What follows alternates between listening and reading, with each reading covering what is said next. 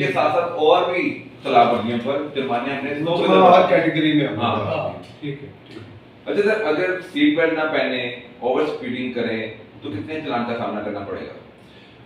Seat belt का पहले 300 fine था जी कार के लिए, अभी वो एनहांस करके वो 1500 हो गया, और जो बड़ी गाड़ियां हैं उनके लिए वो 3000 हो गया। अच्छा। और सिमिलरली जैसे पहले ओवर स्पीडिंग का जो फाइन 750 था, अभी वो 2500 पे आ गया है। और बड़ी गाड़ियों का और जो बड़ी गाड़ियां हैं लाइक कार का 2500 है, जो पीएसवी पैसेंजर कैरिंग व्हीकल है, अगर वो ओवर स्पीडिंग करती है तो पहले उसका 1500 होता था, अब उसको 10,000 तक हम ले गए हैं। 10,000? जी बिल्कुल, क्योंकि ही इज कैरिंग पैसेंजर, वो एक शख्स 40 से 50 जनों को लेके जा रहा है, और अगर वो कैजुअल हो जाएगा ड्राइविंग के दौरान, वो ओवर स्पीडिंग करेगा या केयरलेस ड्राइविंग करेगा, तो वो ज्यादा रिस्पॉन्सिबिलिटी है उसके ऊपर एज कम्पेयर टू कार या एचटीवी गाड़ी के। शहरियों की जिंदगी को महफूज बनाने बनाने के लिए आपने पैसेंजर का जो वैन पैसेंजर को एक जगह से दूसरी जगह लेकर जा रहा है, उस ड्राइवर पर फाइन आयद कर दिया कि अगर तेरी तरफ से ये गलती हुई तो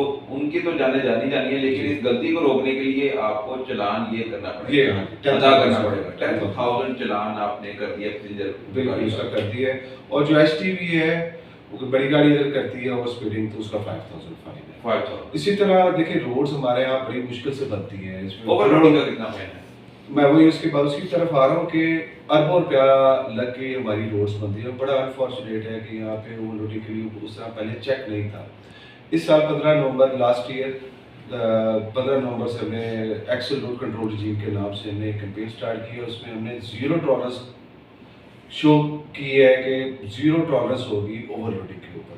जितने भी वेट स्टेशन हैं हाईवेज के ऊपर, उसके ऊपर हमने स्ट्रिक्ट मॉनिटरिंग स्टार्ट कर दी है, और इससे बहुत ज़्यादा फर्क पड़ा है। क्योंकि इससे पहले जब ओवरलोड गाड़ी आती थी रोड के ऊपर, लाइक जिसको 27 टन अलाउ है, उससे 45 टन उसने लोड किया हुआ, तो पर एक्सल जो रोड के ऊपर वेट एक्सर्ट हो रहा है, उससे वो जो थी रोड बैठ जाती थी। रोड एक सर्टेन कंपैक्शन के ऊपर बनती है ना, उसके अगर उस कंपैक्शन से ज़्यादा लोड उसके ऊपर आएगा तो डेफिनेटली वो ख़राब हो जाएगी।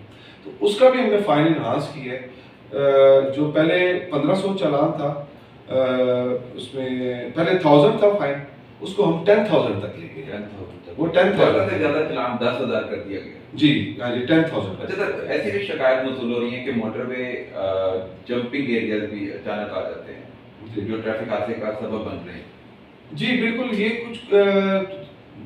कुछ एरियाज में है, उसके ऊपर वो कौन से एरियाज हैं ताकि शहरी एहतियात करें, उस जगह पर गाड़ी स्लो रखें, क्योंकि वो कंस्ट्रक्शन मेरे ख्याल से वो सही नहीं है। जितने मोटरवेज के ऊपर जो ब्रिजेस है ना उनके करीब है ये, और ये उसके ऊपर जो मतलब कंस्ट्रक्शन कंपनी है वो उसको रेक्टिफाई करने के लिए वो कोशिश कर रहे हैं, और उसके ऊपर वर्किंग भी हो रही है, कुछ जगहों पे उन्होंने रेक्टिफाई कर भी दी है। तो ये ग्रेजुअल प्रोसेस आहिस्ता आहिस्ता ये पहले 10 स्पॉट थे, अभी उसमें से 3-4 रह गए हैं। जो 5-6 स्पॉट थे उनको उन्होंने रिकवर कर लिया, इनको रिकवर कर लिया है। हाँ जी, वो यानी कि वो रिपेयर हो चुके हैं। ठीक है, बाकी 3 से बाकी जो है वो भी प्रोसेस में, टेंडिंग प्रोसेस वो भी रिपेयर हो जाएगी इंशाल्लाह। वो जंपिंग एरियाज या रोड सही ना बनने की सूरत में जो शहरियों को मुश्किलात हैं, जो हादसे में अपनी जान गंवा बैठे हैं, वो कितने वाकयात होते हैं? नहीं, ऐसा नहीं, कोई इतना बड़ा जंप नहीं है कि जिससे किसी को नुकसान पहुंचे थे। वो जर्क होता है, देखिए ना कि स्मूथ पैसेज है ये, लेकिन जब जहाँ पे ब्रिजेस है ना वहाँ पे थोड़ा इशू होता है कि वहाँ पे रोड अनइवन हो जाती है, वहाँ पे इवन रखना पड़ता है। तो ये जो कंस्ट्रक्शन कंपनी थी वो लाइक उनकी नाइली सामने आई है, मतलब कुछ एरियाज में आई है, पुलिस पे हो रही है, नाइली उनकी है। हाँ जी, नाइली उनकी है। तो हमने उसके लिए मुतल्लिका को लिख दिया जी कि इन जो जंप्स हैं उनको फौरी तौर पर रेक्टिफाई किया जाए। हमें पब्लिक कंप्लेंट्स मौसूल हो रही है कि मोटरवेज के ऊपर ऐसे जंप नहीं होने चाहिए।